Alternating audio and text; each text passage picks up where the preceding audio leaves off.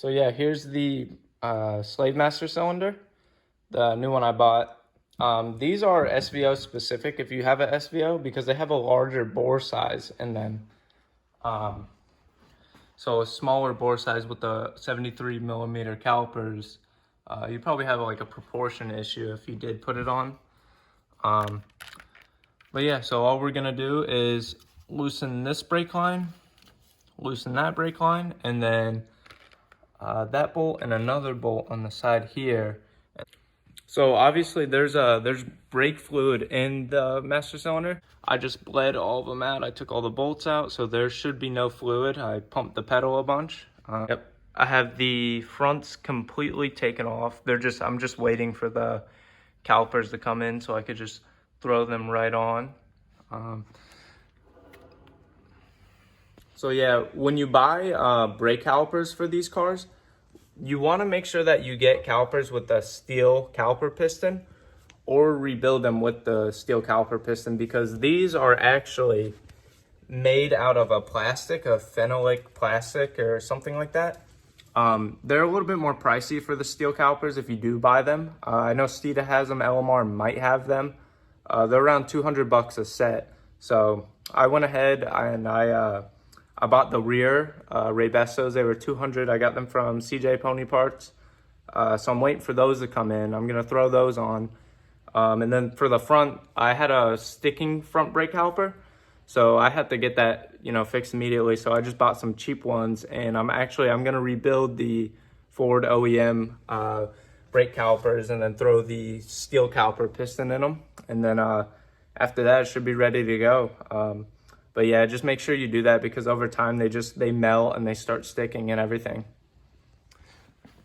So initially, I was gonna do a fuel pump conversion video of how to do the 255 liter per hour Walboro fuel pump.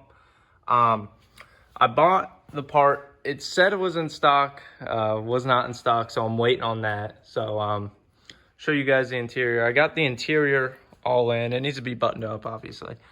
But I'm just waiting for the fuel tank and everything.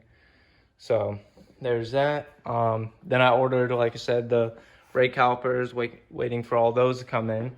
And I've had this sitting around, so I'm gonna throw that on today and then take it from there, replace that. And then when I get the calipers in, just throw all those in.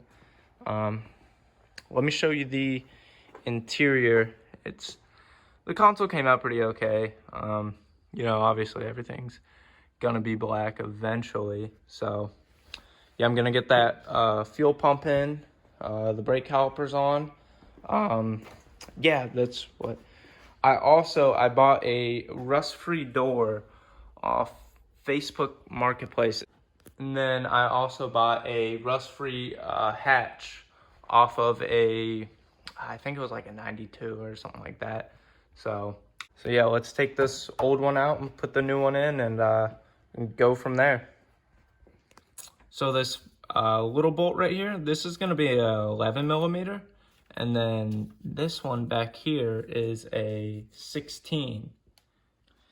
Also, if you guys are going to take these bolts out, as if it looks anything like mine, you're gonna wanna spray it with a PB blaster and let it sit for a day or two, because these are really rusty and I really don't wanna break a brake line. They're easy to replace, but it's just, work you don't wanna do when you're just trying to do something really quick.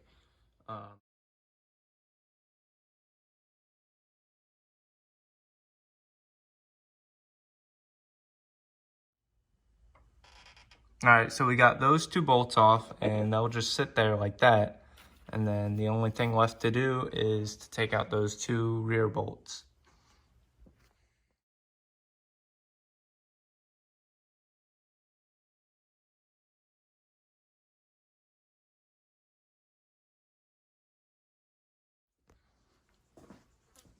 So it just slides right out as soon as you get those bolts off.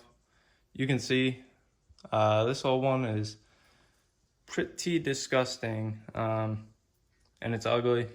But what I'm paying attention to here is, obviously, I bought it and it said SVO master cylinder, but you always just want to check this. Just double check, just so you don't, do extra work and then have the wrong part. But just make sure the size of the holes are about the same and they look about right and they're all in the right space. So just gonna throw this on.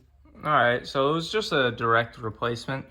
So I got these all screwed in, all there, and then I just have to put in those rear bolts. When I get the new brake calipers in, I'll be probably doing a video of putting those on.